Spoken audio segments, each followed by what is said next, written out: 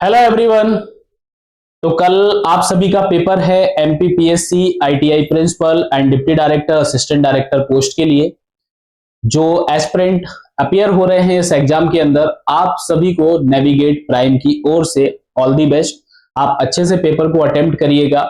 जो भी आपका सेक्शन स्ट्रांग है आप पहले उनके क्वेश्चंस को अटेम्प्ट करने की कोशिश करें, ठीक है, क्योंकि आपको पता है कि पार्ट बी इंजीनियरिंग वाला जो सेक्शन है उसके अंदर मैकेनिकल भी है, सिविल भी है, इलेक्ट्रिकल है, इलेक्ट्रॉनिक्स है, इंजीनियरिंग ड्राइंग्स है, वर्कशॉप है, ठीक है। तो जो भी आपका पार्ट स्ट्रांग है, आपकी इस टाइम से रिलेटेड है, आप उन क्वेश्चंस को पहले अटेम्प्ट करने की कोशिश करें।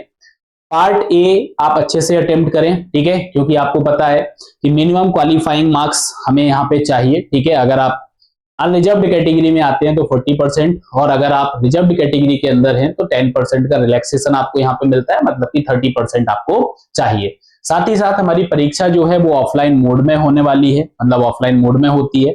तो ओएमआर आपको फिल करना है, तो आपको याद रखना है कि भाई एक क्वेश्चन के अंदर एक ही गोला आपको फिल करना है।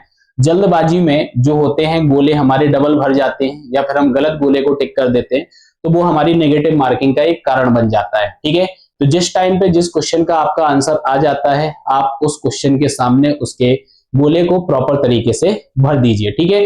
लास्ट मोमेंट के लिए आपको नहीं बैठना है कि पहले हम पेपर को पूरा सॉल्व कर लेते हैं फिर लास्ट में एक साथ जो है हम गोलों को यहाँ पे फिल करेंगे, ठीक है। तो ऐसा नहीं करना है। जिस टाइम पे जिस क्वेश्चन का आपको आंसर मिल जाए आप उस टाइम पे उसके गोले को फिल कर दीजिएगा, ठीक है। प्रॉपर तरीके से आपको गोला भरना है। याद रखना डबल गोला आपको नहीं भरना है, ठीक है। राइट या क्रॉस वगैरह नहीं लगाना, वैसे तो आप सभी को पता है इंस्ट्रक्शंस हमारे ओएमआर में रहते हैं, ठीक है। तो कूल माइंड के साथ आपको पेपर करना है, प्रेशर फील नहीं करना है।